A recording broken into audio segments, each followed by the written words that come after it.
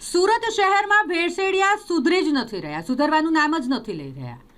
ભેળસેડમાં અલગ અલગ ખાવાની પ્રોડક્ટ કે જેમાં વેપારીઓ ભેળસેડ કરી રહ્યા હોય, જેમાં આપણે પનીરનો જથ્થો જોયો, મોટી માત્રામાં ઘી જોયું, નકલી ઘી બનાવવામાં આવતું હતું. આટલું બધું મોટી માત્રામાં ઝડપાયું હોય, કાર્યવાહી કરવામાં આવી હોય, તેમ છતાંય દુકાનદારો હજી નથી સુધરી રહ્યા. અત્યારની જ વાત કરીએ તો ગોળ, ઘી અને દહીંના 6 સેમ્પલ ફેલ ગયા.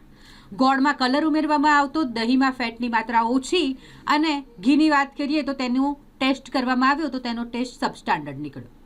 આ મામલે હવે કડક કાર્યવાહી કરવામાં આવશે. નજીવા રૂપિયા કમાવા માટે ભેળસેળ કરી રહ્યા હતા આ દુકાનદાર, અને હવે દુકાનદારો સામે પાલિકા દ્વારા કડક કાર્યવાહી કરવાની તૈયારી દેખાડવામાં આવી છે. ઉમેશભાઈ, તમારા જે રિપોર્ટ છે સબસ્ટાન્ડર્ડ, શું કહેશો? શું કહીએ એના વિષયમાં? અમે કરાવે જ છે રિપોર્ટ, અમારે રેડી જ આવે છે, પણ કોને ખબર. કેટલી ડેરીના નમૂના ફેલ થયા છે, કયા પ્રકારની કાર્યવાહી કરવામાં આવી હતી? હું B R Brahmbhatt, food safety officer, Surat મહાનગરપાલિકા. Deputy commissioner health and hospital સાહેબ અને આરોગ્ય અધિકારી સાહેબની સીધી સૂચના અને માર્ગદર્શન હેઠળ સુરત મહાનગરપાલિકામાં ઘી, દૂધ, ગોળ વગેરેનું વેચાણ કરતી અને બનાવતી સંસ્થાઓમાંથી તપાસ કરી અને તેમાંથી નમૂનો લેવામાં આવે, જેમાંથી 6 સંસ્થાઓના નમૂના સબ સ્ટાન્ડર્ડ જાહેર થયેલ છે.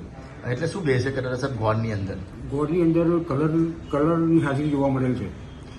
કઈ કઈ ડેરીના નમૂના ફેલ થયા છે અને શું શું ફેલ થયું છે? Jyotiraj food product, Akshar ghee, Akash motors, new Dhanlaxmi general store, Alpeshbhai અને કૃષ્ણ સુપર સ્ટોરના ઘી, ગોળ, ટેબલ માર્કેટિંગ વગેરે નમૂનાઓ નપાસ થયેલ છે. હવે કઈ રીતના કાર્યવાહી છે?